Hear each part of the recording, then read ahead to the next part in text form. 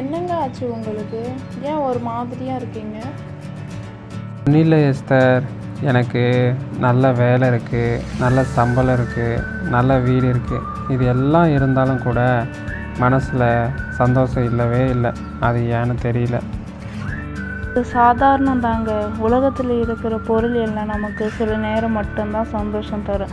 ஆனால் உண்மையான சந்தோஷம் வேறு இடத்திலிருந்து வருது. அப்போது அது எங்கேருந்து வரும்? வேதத்தில் ஒரு வசனம் இருக்குதுங்க.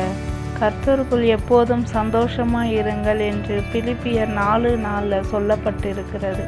அதாவது தேவனோடு வாழும் வாழ்க்கையில் தான் உண்மையான சந்தோஷம் இருக்குதுங்க. அப்படியா? அப்போ பணம் இருந்தால் சந்தோஷம் கிடைக்காதுன்னு சொல்கிறியா எஸ்தர்? பணம் உதவும் தான், ஆனாலும் அது மன நிம்மதியும் உண்மையான சந்தோஷத்தை தராது. ஆனால் நம்ம தேவனை நம்பி ஜெபித்து வாழும்போது தாங்க உள்ளத்துக்குள்ளே ஒரு மன நிம்மதி வரும். அதுதான் உண்மையான சந்தோஷங்க. எனக்கு புரிஞ்சிச்சு எஸ்தர். நான் இதுவரை வெளியில் தேடின சந்தோஷம் நம் தேவனிடம் தான் இருக்குது. ஆமாங்க, தேவனோடு இருக்கும் வாழ்க்கை தான் உண்மையான சந்தோஷம்.